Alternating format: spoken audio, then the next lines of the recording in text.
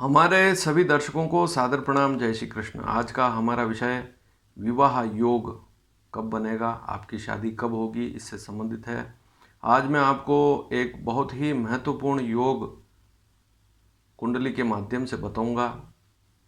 अक्सर हम विवाह के बारे में ज़्यादा विचार करते हैं, विवाह नहीं होता है तो बहुत चिंतित होते हैं, लेकिन यदि सही समय हमारे सामने आता है तो उसका हम पता नहीं लगा पाते हैं।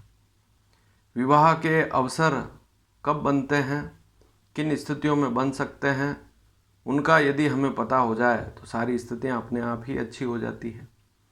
हाँ, बहुत से बच्चे ऐसे भी हैं जो विवाह के लिए तैयार ही नहीं हैं, तो बात अलग है। या उनकी कुंडली में बहुत ही अशुभ योग हैं जिनके कारण से विवाह योग बनते ही नहीं हैं।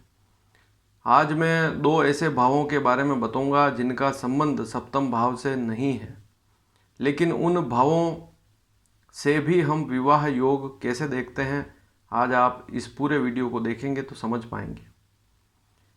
तो आपको अपनी लग्न कुंडली खोलनी है और लग्न कुंडली के आधार पर ही इस विषय को समझना है। लग्न कुंडली खोलें, यहाँ पर देखें, एक चित्र द्वारा आप समझ सकते हैं। लग्न कुंडली में दो ऐसे भाव हैं, 8वां भाव और 10वां भाव। इनको हम विशेष इन पर ध्यान हम नहीं दे पाते हैं। 8वां भाव, 10वां भाव, इनका भी महत्वपूर्ण योगदान विवाह में होता है। सप्तम भाव से नेक्स्ट भाव 8वां भाव होता है। तो पत्नी का कुटुंब, पत्नी के कुटुंब वाली स्थिति हम 8वें भाव से देखते हैं। पत्नी का सुख, उसका भाव 10वां है। लग्न से दशम भी है, केंद्र का भाव, दशम भाव बहुत महत्वपूर्ण भाव है। तो दो ऐसे भाव हैं, 8वां भाव और 10वां भाव। इन पर यदि नज़र रखते हैं तो ये भाव भी आपको लाभ दे सकते हैं। कैसे? 8वें भाव और 10वें भाव में आपको यह देखना है कि यहाँ पर कौन सी राशि लिखी हुई है। 8वें भाव और 10वें भाव में कौन सी राशि लिखी हुई है। कहने का तात्पर्य, 8वें भाव का स्वामी कौन सा ग्रह है और 10वें भाव का स्वामी कौन सा ग्रह है। और स्वामियों के बारे में जानकारी मैं पहले ही दे चुका हूँ। 1 से 12 तक राशियाँ आप लिख लें। मेष, वृषभ, मिथुन, कर्क, सिंह, कन्या, तुला, वृश्चिक, धनु, मकर, कुंभ, मीन। मेष और वृश्चिक का स्वामी मंगल होता है, 1 और 8 नंबर। 2 और 7 नंबर वृषभ और तुला का स्वामी शुक्र होता है। 3 और 6 नंबर मिथुन और कन्या का स्वामी बुध ग्रह होता है। 9 और 12 नंबर धनु और मीन राशि का स्वामी गुरु होता है। 4 नंबर कर्क राशि का स्वामी चंद्रमा होता है। 5 नंबर सिंह राशि का स्वामी सूर्य होता है। 10 और 11 नंबर मकर और कुंभ राशि का स्वामी शनि होता है।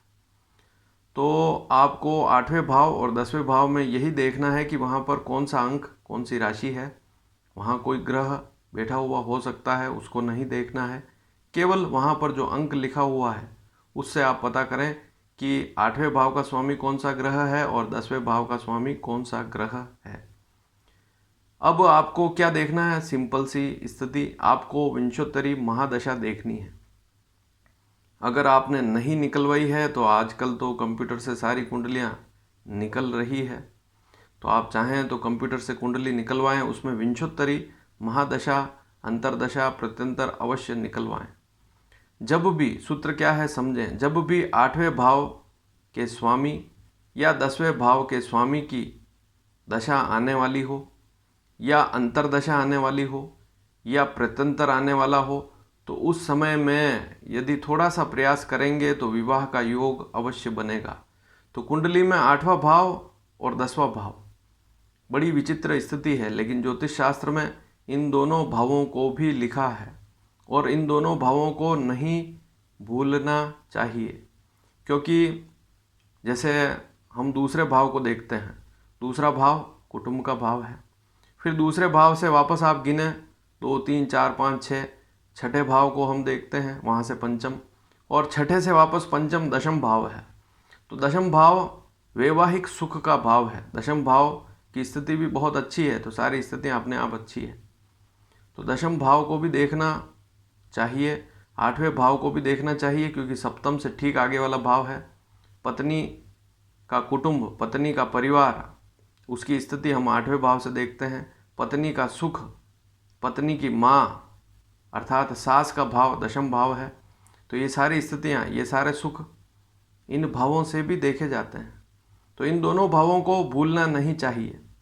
जब भी इन दोनों भावों में से किसी एक भाव के भी स्वामी की दशा आ रही है, लगने वाली है, या दशा किसी अन्य ग्रह की चल रही है, तो उसमें अंतर्दशा इन भावों में से किसी एक स्वामी की आ रही है, चाहे 8वें भाव के स्वामी की अंतर्दशा हो, चाहे 10वें भाव के स्वामी की अंतर्दशा हो, या प्रत्यंतर आने वाला है कुछ महीने के लिए 8वें भाव या 10वां भाव, तो उसको भी अवश्य देखें। इन दोनों भावों पर भी नज़र रखनी चाहिए। रखेंगे नज़र और इस विषय को पूरा समझे होंगे, इस वीडियो को आपने पूरा देखा होगा, तो आप तक एक महत्वपूर्ण जानकारी पहुंची होगी। और यह वीडियो आपको पसंद आया तो इसे शेयर भी अवश्य कीजिए, और इस चैनल को, नए चैनल को सब्सक्राइब करेंगे तो आने वाले समय में यहाँ पर भी आपको महत्वपूर्ण जानकारियाँ समय समय पर दी जाएगी। धन्यवाद। जय श्री कृष्ण।